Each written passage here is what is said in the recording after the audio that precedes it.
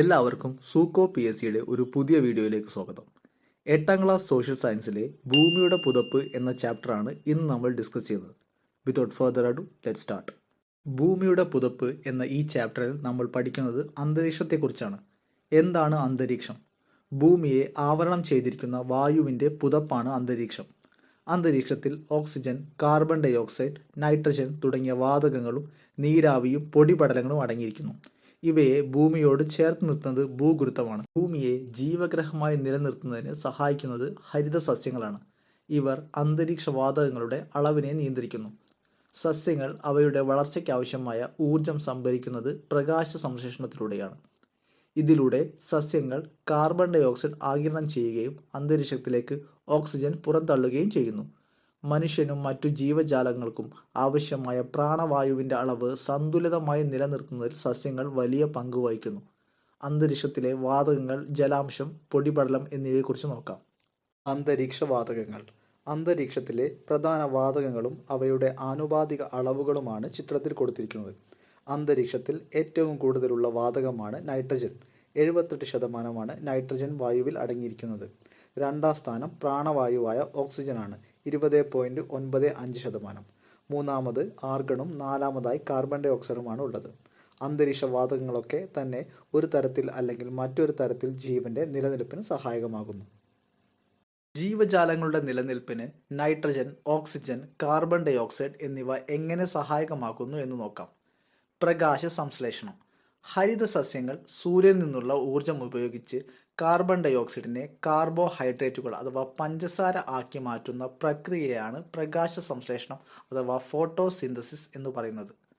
Carbon dye ഓക്സൈഡും ജലവും ഉപയോഗപ്പെടുത്തുന്ന ഈ പ്രക്രിയയിലെ ഉപോൽപ്പന്നമാണ് ഓക്സിജൻ. ഭൗമാന്തരീക്ഷത്തിലെ ഓക്സിജന്റെ നില പരിപാലിക്കുന്ന ഈ പ്രവർത്തനം മിക്കവാറും എല്ലാ ജീവികളുടെയും പ്രത്യക്ഷമോ പരോക്ഷമോ ആയ ഊർജ സ്രോതസ്സുമാണ്. ശ്വസന പ്രക്രിയ. ശരീരത്തിൽ ആവശ്യമായ ഭാഗങ്ങളിലേക്ക് ഓക്സിജൻ എത്തിച്ച് കാർബൺ ഡൈ ഓക്സൈഡ് നീക്കം ചെയ്യുന്ന പ്രവർത്തനമാണ് ശ്വസനം. ശ്വസന പ്രക്രിയയ്ക്കായി മനുഷ്യനും മറ്റു ജന്തുജാലങ്ങളും ഓക്സിജൻ ഉപയോഗപ്പെടുത്തുന്നു. നൈട്രജൻ സ്ഥിരീകരണം. അന്തരീക്ഷത്തിലടങ്ങിയ നൈട്രജനെ നൈട്രജൻ സംയുക്തങ്ങളാക്കി മാറ്റുന്ന പ്രക്രിയയാണ് നൈട്രജൻ സ്ഥിരീകരണം അഥവാ നൈട്രജൻ ഫിക്സേഷൻ. ചില ഇനം സയനോ ബാക്ടീരിയകളും മണ്ണിലെ റൈസോബിയം പോലുള്ള ബാക്ടീരിയകളുമാണ് ഇതിന് സഹായിക്കുന്നത്. നൈട്രജൻ സംയുക്തങ്ങൾക്കാവുന്നതിലൂടെ സസ്യവളർച്ചയ്ക്ക് സഹായകമാകുന്നു. അന്തരീക്ഷത്തിലെ ജലാംശം. ഭൂമിയോട് ചേർന്ന അന്തരീക്ഷ ഭാഗങ്ങളിൽ വളരെ ഉയർന്ന അളവിൽ അടങ്ങിയിട്ടുള്ള ഒരു ഘടകമാണ് ജലതന്മാത്രകൾ. ബാഷ്പീകരണ പ്രക്രിയയിലൂടെ ജലം നീരാവിയായി അന്തരീക്ഷത്തിൽ എത്തിച്ചേരുന്നു. അത് പിന്നീട് മേഘങ്ങളുടെ രൂപീകരണത്തിനും മഴയ്ക്കും കാരണമാകുന്നു. അന്തരീക്ഷത്തിലെ ജലാംശത്തിൻ്റെ അളവ് എല്ലായിടത്തും എല്ലാ സമയത്തും ഒരുപോലെയല്ല. അന്തരീക്ഷത്തിലെ ജലത്തിൻ്റെ അളവിനെ സ്വാധീനിക്കുന്ന ഘടകങ്ങൾ ഏതൊക്കെയെന്ന് നോക്കാം. ഉയർന്ന താപനിലയുള്ള പ്രദേശങ്ങളിൽ ബാഷ്പീകരണ തോത് കൂടുതലായിരിക്കും. ഇവിടങ്ങളിൽ അന്തരീക്ഷത്തിൽ ജലാംശം കൂടുതലായി കാണപ്പെടുന്നു. ഉപരിതല ജലസ്രോതസ്സുകളായ സമുദ്രങ്ങൾ, നദികൾ, മറ്റു ജലാശയങ്ങൾ എന്നിവയോടടുത്തുള്ള അന്തരീക്ഷ ഭാഗങ്ങളിൽ ജലാംശം കൂടുതലായിരിക്കും. ചിത്രങ്ങൾ ശ്രദ്ധിക്കൂ. ആദ്യ ചിത്രത്തിൽ ഭൂമിയിലെ താപമേഖലകളാണ് നൽകിയിരിക്കുന്നത്. എ, ബി എന്നിങ്ങനെ അടയാളപ്പെടുത്തിയത് കണ്ടില്ലേ? എ, ബി ഇവയിൽ എവിടെയാണ് അന്തരീക്ഷത്തിൽ കൂടുതൽ ജലാംശം കാണുക? എ എന്ന് രേഖപ്പെടുത്തിയ സ്ഥലത്ത് അന്തരീക്ഷ ജലാംശം കൂടുതലും ബി എന്ന് രേഖപ്പെടുത്തിയ സ്ഥലത്ത് കുറവുമായിരിക്കും. കാരണം എ എന്നത് ഉഷ്ണമേഖലയിലായതിനാൽ താപനിലയും ബാഷ്പീകരണത്തോതും കൂടുതലായിരിക്കും. ബി എന്ന സ്ഥലം ശൈത്യമേഖലയായതിനാൽ അവിടെ ബാഷ്പീകരണം കുറവായിരിക്കും. രണ്ടാമത്തെ ചിത്രം ശ്രദ്ധിച്ചല്ലോ. തിരുവനന്തപുരവും ഡൽഹിയുമാണ് ചിത്രത്തിൽ. ഇവയിൽ എവിടെയാണ് അന്തരീക്ഷത്തിൽ കൂടുതൽ ജലാംശം കാണുക? തിരുവനന്തപുരത്താണ് അന്തരീക്ഷ ജലാംശം കൂടുതൽ കാണുക. തിരുവനന്തപുരം സമുദ്രത്തോട് സ്ഥിതി ചെയ്യുന്നതിനാൽ അവിടെ അന്തരീക്ഷ ജലാംശം കൂടുതലും ഡൽഹിയിൽ സമുദ്ര സാമീപ്യമില്ലാത്തതിനാൽ അവിടെ അന്തരീക്ഷ ജലാംശം കുറവുമായിരിക്കും. അടുത്തത് പൊടിപടലങ്ങളാണ്. വാതകങ്ങൾ, ജലതന്മാത്രകൾ എന്നിവയ്ക്ക് പുറമെ പൊടിപടലങ്ങളും അന്തരീക്ഷത്തിൻ്റെ ഭാഗമാണ്. അന്തരീക്ഷത്തിൽ കാണുന്ന പൊടിപടലങ്ങൾ മൊത്തത്തിൽ അറിയപ്പെടുന്നത് എയറോസോളുകൾ എന്നാണ്. പൊടിപടലങ്ങൾ അന്തരീക്ഷത്തിലേക്ക് എത്തിച്ചേരുന്ന ചില മാർഗങ്ങൾ നോക്കാം.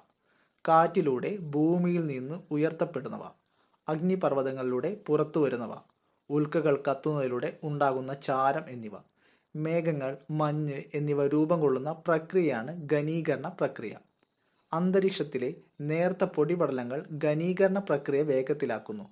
ഘനീഭവിച്ചുണ്ടാകുന്ന ജലകണികകൾ പൊടിപടലങ്ങൾ പറ്റിപ്പിടിച്ച് അത് മേഘരൂപീകരണത്തിന് കാരണമാകുന്നു. ഇത്തരത്തിൽ നേർത്ത പൊടിപടലങ്ങൾ മഴയുണ്ടാകുന്നതിന് കാരണമാകുന്നു. ഇവയെ ഘനീകരണ മർമ്മം കണ്ടൻസേഷൻ ന്യൂക്ലിയായി എന്ന് വിശേഷിപ്പിക്കാറുണ്ട്. ഭൗമോപരിതലത്തിൽ നിന്ന് 10,000-ഓളം കിലോമീറ്റർ ഉയരം വരെ അന്തരീക്ഷത്തിന്റെ സാന്നിധ്യമുണ്ട്. എന്നാൽ ആകെ അന്തരീക്ഷ വായുവിന്റെ 97% സ്ഥിതി ചെയ്യുന്നത് ഭൗമോപരിതലത്തിൽ നിന്ന് ഏകദേശം 29 കിലോമീറ്റർ ഉയരം വരെയാണ്. ഉയരം കൂടുന്തോറും വാതകങ്ങളുടെ അളവ് കുറഞ്ഞു വരുന്നു.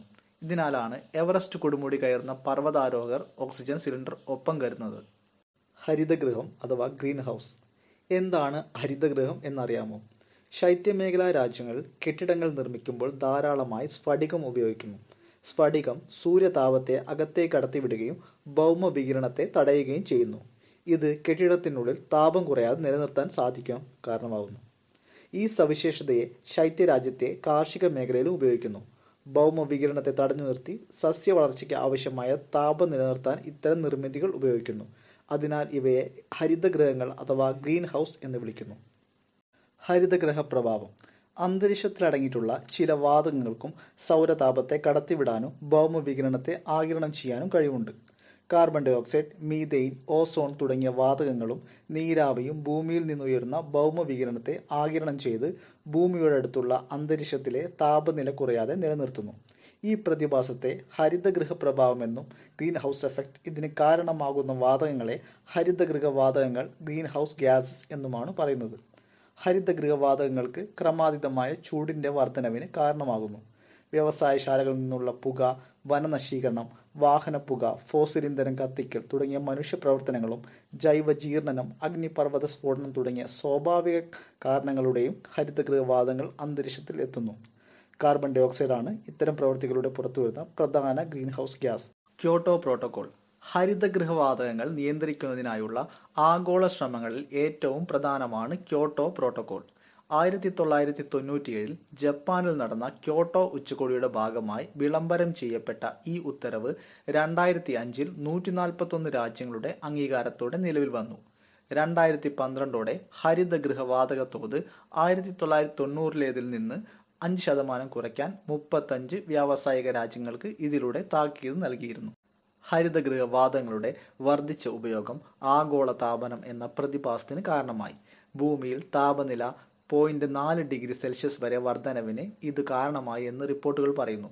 ആഗോളതാപനം ഭൂമിയിലെ ജീവജാലങ്ങളുടെ നിലനിൽപ്പിന് ഭീഷണിയാണ്. ധ്രുവ പ്രദേശങ്ങളിലെ മഞ്ഞുരുകുന്നതിലൂടെ സമുദ്രജലനിരപ്പ് ഉയരുന്നു. സമുദ്രതീര ആവാസ വ്യവസ്ഥയിലുണ്ടാക്കുന്ന നാശം, ഭക്ഷ്യ ദൗർലഭ്യം, വൻതോതിലുള്ള കുടിയേറ്റം തുടങ്ങിയ പ്രശ്നങ്ങൾക്ക് കാരണമാകും. ആവാസ വ്യവസ്ഥയിലെ പല സസ്യജന്തുജാലങ്ങളുടെയും നാശത്തിന് വഴിതെളിക്കും തുടങ്ങിയ പ്രശ്നങ്ങൾ ഉണ്ടാകുന്നു. ഓസോൺ. അന്തരീക്ഷത്തിന്റെ ഉയർന്ന ഭാഗങ്ങളിൽ ഓസോൺ വാതകം ഒരു മേൽക്കൂര പോലെ കേന്ദ്രീകരിച്ചിരിക്കുന്നു. ഇതിനെയാണ് ഓസോൺ പാളി എന്ന് വിളിക്കുന്നത്. ഓസോൺ പാളി സൂര്യനിൽ നിന്നുള്ള ഹാനികരമായ അൾട്രാവയലറ്റ് രശ്മികളെ ആഗിരണം ചെയ്ത് ഭൂമിയിലെ ജീവജാലങ്ങളെ സംരക്ഷിക്കുന്നു. അൾട്രാവയലറ്റ് കിരണങ്ങൾ സൃഷ്ടിക്കുന്ന ദോഷഫലങ്ങളാണ് കാലാവസ്ഥ മാറ്റം, തൊലിപ്പുറത്തുണ്ടാകുന്ന ക്യാൻസർ, അന്ധത, നിശാതിമിരം, അകാല വാർദ്ധക്യം, ആഹാര ശൃംഖലയുടെ തകർച്ച, കൃഷിനാശം, സസ്യവളർച്ച മുരടിക്കൽ മുതലായവ. ഓസോൺ രൂപീകരണം. അന്തരീക്ഷത്തിൽ ഏതാണ്ട് 20 മുതൽ 50 കിലോമീറ്റർ വരെ ഉയരത്തിൽ സൂര്യനിലെ അൾട്രാവയലറ്റ് രശ്മികൾ ഓക്സിജൻ തന്മാത്രകളെ വിഘടിപ്പിച്ച് ഏകാറ്റോമിക ഓക്സിജൻ തന്മാത്രകൾ ഉണ്ടാക്കുന്നു. ഏകാറ്റോമിക ഓക്സിജൻ തന്മാത്രകൾ സാധാരണ ഓക്സിജനുമായി കൂടിച്ചേർന്നാണ് 3 ആറ്റങ്ങളുള്ള ഓസോൺ വാതകം ഉണ്ടാകുന്നത്. ഈ പ്രവർത്തനത്തെ ഓസോണീകരണം അഥവാ ഓസോണൈസേഷൻ എന്ന് പറയുന്നു. ഓസോൺ സുഷിരം. റെഫ്രിജറേറ്ററുകൾ, എയർ കണ്ടീഷണറുകൾ, വിവിധതരം സ്പ്രേകൾ, അഗ്നിശമന വാതകങ്ങൾ, പെയിന്റ് തുടങ്ങിയവ ക്ലോറോഫ്ലൂറോ കാർബണുകൾ, ഹാലജനുകൾ തുടങ്ങിയ വാതകങ്ങളുടെ സ്രോതസ്സുകളാണ്. ഇത്തരം വാതകങ്ങൾക്ക് ദീർഘകാലം അന്തരീക്ഷത്തിൽ മാറ്റമില്ലാതെ നിലനിൽക്കാൻ ശേഷിയുണ്ട്. ഉയർന്ന വിതാനങ്ങളിലേക്ക് എത്തുന്ന ഈ വാതകങ്ങൾ സൂര്യനിൽ നിന്നുള്ള അൾട്രാവയലറ്റ് കിരണങ്ങളാൽ വിഘടിച്ച് ക്ലോറിൻ, ബ്രോമിൻ തുടങ്ങിയ വാതകങ്ങളായി മാറ്റപ്പെടുന്നു. ഓരോ ക്ലോറിൻ ആറ്റത്തിനും 1,00,000-ഓളം ഓസോൺ തന്മാത്രകളെ വിഘടിപ്പിക്കാൻ ശേഷിയുള്ളതായി കണക്കാക്കുന്നു. ബ്രോമിനാകട്ടെ ഇതിൻ്റെ 40 മടങ്ങ്.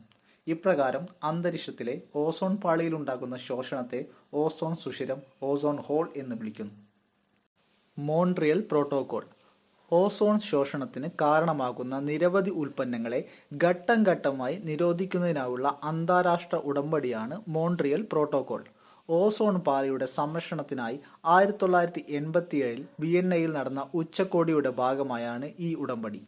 ഇതിന്റെ നടപ്പാക്കലിലൂടെ അന്റാർട്ടിക് മുകളിലെ ഓസോൺ പാളിയുടെ ശോഷണം കുറയുന്നതായി തെളിഞ്ഞിട്ടുണ്ട്. ഓസോൺ സംരക്ഷണത്തിന്റെ ആവശ്യകത സംബന്ധിച്ച് അവബോധം ജനിപ്പിക്കാനും ഓസോൺ ശോഷണത്തിന് കാരണമായേക്കാവുന്ന ഉൽപ്പന്നങ്ങളുടെ ഉപയോഗം നിയന്ത്രിക്കാനുമായി എല്ലാ വർഷം സെപ്റ്റംബർ 16 ലോക ഓസോൺ ദിനമായി ആചരിച്ചു വരുന്നു. 1995 മുതൽ ഇന്ത്യയും ലോക ഓസോൺ ദിനം ആചരിച്ചു വരുന്നു. 2024 ലോക ഓസോൺ ദിനത്തിന്റെ പ്രമേയം മോൺട്രിയൽ പ്രോട്ടോകോൾ കാലാവസ്ഥാ പ്രവർത്തനങ്ങൾ മെച്ചപ്പെടുത്തൽ ആണ്. അന്തരീക്ഷ ഘടന. അന്തരീക്ഷത്തിന്റെ വ്യാപനം ഭൂഗോളത്തിന്റെ ഉപരിതലത്തിൽ നിന്ന് 1000 കിലോമീറ്റർ വരെയാണ്. ഭൗമോപരിതലത്തിൽ നിന്ന് ഏകദേശം 90 കിലോമീറ്റർ ഉയരം വരെ വാതകങ്ങളുടെ അനുപാതം ഏറെക്കുറെ ഒരുപോലെയാണ്. അന്തരീക്ഷത്തിന്റെ ഈ ഭാഗത്തെ ഹോമോസ്ഫിയർ എന്ന് വിളിക്കുന്നു. അതിനു മുകളിലേക്ക് വാതക സംരചനയിൽ ഐക്യരൂപമില്ല. അതിനാൽ 90 കിലോമീറ്ററിന് മുകളിലായി സ്ഥിതി ചെയ്യുന്ന അന്തരീക്ഷ ഭാഗത്തെ ഹെറ്ററോസ്ഫിയർ എന്ന് വിളിക്കുന്നു. താപത്തിന്റെ ഏറ്റക്കുറച്ചിലുകൾക്കനുസരിച്ച് അന്തരീക്ഷത്തെ വിവിധ മണ്ഡലങ്ങളായി തിരിച്ചിരിക്കുന്നു. അന്തരീക്ഷത്തിലെ ഈ മണ്ഡലങ്ങളാണ് troposphere, stratosphere, mesosphere, thermosphere, exosphere എന്നിവ. സംക്രമണ മേഖലകൾ. പ്രധാന അന്തരീക്ഷ മണ്ഡലങ്ങളെ തമ്മിൽ വേർതിരിക്കുന്ന അന്തരീക്ഷ ഭാഗങ്ങളെയാണ് സംക്രമണ മേഖലകൾ എന്ന് പറയുന്നത്. ട്രോപ്പോസ്ഫിയർ, സ്ട്രാറ്റോസ്ഫിയർ, മിസോസ്ഫിയർ, തെർമോസ്ഫിയർ എന്നീ മണ്ഡലങ്ങൾക്കിടയിലായി യഥാക്രമം ട്രോപ്പോപാസ്, സ്ട്രാറ്റോപാസ്, മീസോപാസ് എന്നീ സംക്രമണ മേഖലകളുണ്ട്. ട്രോപ്പോസ്ഫിയർ. ഭൂമിയോട് ചേർന്ന് സ്ഥിതി ചെയ്യുന്ന ഈ അന്തരീക്ഷ മണ്ഡലം ഏകദേശം 13 കിലോമീറ്റർ വരെ വ്യാപിച്ചിരിക്കുന്നു.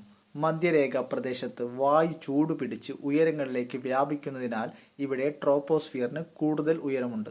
ഏകദേശം 18 കിലോമീറ്റർ വരെ ഉയരം മധ്യരേഖ പ്രദേശത്തുണ്ട്. മേഘരൂപീകരണം, മഴ, മഞ്ഞ്, കാറ്റ്, ഇടിമിന്നൽ തുടങ്ങിയ അന്തരീക്ഷ പ്രതിഭാസങ്ങളെല്ലാം ഈ മണ്ഡലത്തിലാണ് സംഭവിക്കുന്നത്. ട്രോപ്പോസ്ഫിയറിൽ ഓരോ 165 മീറ്റർ ഉയരത്തിനും 1 ഡിഗ്രി സെൽഷ്യസ് എന്ന തോതിൽ താപം കുറഞ്ഞു വരുന്നു. ഇതിനെ ക്രമമായ താപനഷ്ട നിരക്ക് അഥവാ നോർമൽ ലാപ്സ് റേറ്റ് എന്ന് വിളിക്കുന്നു. ട്രോപ്പോസ്ഫിയറിന് മുകളിലുള്ള സംക്രമണ മേഖലയാണ് ട്രോപ്പോപാസ്. സ്ട്രാറ്റോസ്ഫിയർ. ട്രോപ്പോപാസിൽ തുടങ്ങി ഭൂമിയിൽ നിന്ന് ഏകദേശം 50 കിലോമീറ്റർ ഉയരം വരെ വ്യാപിച്ചിരിക്കുന്ന മേഖലയാണ് സ്ട്രാറ്റോസ്ഫിയർ. സ്ട്രാറ്റോസ്ഫിയറിന്റെ താഴ്ന്ന വിതാനങ്ങളിൽ ഉയരം കൂടുന്നതിനനുസരിച്ച് താപനിലയിൽ മാറ്റം അനുഭവപ്പെടുന്നില്ല. ഈ മേഖലയെ സമതാപ മേഖല എന്നറിയപ്പെടുന്നു. ഓസോൺ പാളി സ്ഥിതി ചെയ്യുന്ന മണ്ഡലമാണ് സ്ട്രാറ്റോസ്ഫിയർ. ഓസോൺ പാളി ഹാനികരങ്ങളായ അൾട്രാവയലറ്റ് കിരണങ്ങളെ ആഗിരണം ചെയ്ത് ഭൂമിയിലെത്താതെ നിയന്ത്രിക്കുന്നു.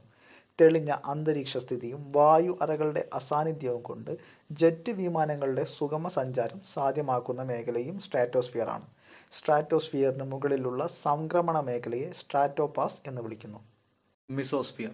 ഭൂമിയിൽ നിന്ന് 50 മുതൽ 80 കിലോമീറ്റർ വരെ ഉയരത്തിൽ വ്യാപിച്ചിരിക്കുന്ന മേഖലയാണ് മിസോസ്ഫിയർ. ഉയരത്തിനനുസരിച്ച് താപം കുറഞ്ഞു വരുന്ന മേഖലയാണിത്. അന്തരീക്ഷത്തിലെ ഏറ്റവും കുറഞ്ഞ താപനില മിസോപാസിൽ അനുഭവപ്പെടുന്നു. -80 ഡിഗ്രി സെൽഷ്യസ് മുതൽ -100 ഡിഗ്രി സെൽഷ്യസ് വരെയാണിത്. ഉൽക്കകൾ മിസോസ്ഫിയറിൽ പ്രവേശിക്കുന്നതിലൂടെ ഘർഷണത്താൽ കത്തിച്ചാരമാകുന്നുണ്ട്. മിസോസ്ഫിയറിന് മുകളിലുള്ള സംക്രമണ മേഖലയാണ് മിസോപാസ്. തെർമോസ്ഫിയർ. ഏകദേശം 80 മുതൽ 600 കിലോമീറ്റർ വരെ ഉയരത്തിൽ വ്യാപിച്ചിരിക്കുന്ന മേഖലയാണ് തെർമോസ്ഫിയർ. ഉയരം തോറും താപനില ഗണ്യമായി വർദ്ധിക്കുന്നു. തെർമോസ്ഫിയറിന്റെ താഴ്ന്ന ഭാഗത്തെ അയണോസ്ഫിയർ എന്ന് വിളിക്കുന്നു. അയണോസ്ഫിയർ റേഡിയോ പരിപാടികളുടെ ദീർഘദൂര പ്രക്ഷേപണം സാധ്യമാക്കുന്നു. അന്തരീക്ഷത്തിന്റെ ഏകദേശം 80 മുതൽ 400 കിലോമീറ്റർ വരെ ഉയരത്തിൽ അൾട്രാവയലറ്റ്, എക്സ്റേ തുടങ്ങിയ തീവ്ര സൂര്യരശ്മികൾ വാതക തന്മാത്രകളെ അയോണുകളാക്കി മാറ്റുന്നു. ഈ പ്രക്രിയയെ അയോണീകരണം എന്നും ഈ മണ്ഡലത്തെ അയണോസ്ഫിയർ എന്നും വിളിക്കുന്നു. അയോണുകൾക്ക് വൈദ്യുതിയെ കടത്തിവിടാൻ കഴിയുന്നു. റേഡിയോ തരംഗങ്ങൾ വൈദ്യുതകാന്തിക തരംഗങ്ങളായതിനാൽ ഈ മേഖല റേഡിയോ തരംഗങ്ങളുടെ ദീർഘദൂര പ്രക്ഷേപണം സാധ്യമാക്കുന്നു. 8ാം ക്ലാസ് സോഷ്യൽ സയൻസിലെ ഭൂമിയുടെ പുതപ്പ് എന്ന ചാപ്റ്ററാണ് ഇന്ന് നമ്മൾ ഡിസ്കസ് ചെയ്തത്. 10th ലെവൽ മെയിൻസിന് പ്രിപ്പയർ ചെയ്യുന്ന എല്ലാവർക്കും ഈ വീഡിയോ ഉപകാരപ്പെടും എന്ന് കരുതുന്നു. വീഡിയോ ഇഷ്ടപ്പെട്ട ലൈക്ക് ചെയ്യാനും സബ്സ്ക്രൈബ് ചെയ്യാനും മറക്കരുത്. എല്ലാവർക്കും സൂക്കോ PSCയുടെ നന്ദി, നമസ്കാരം.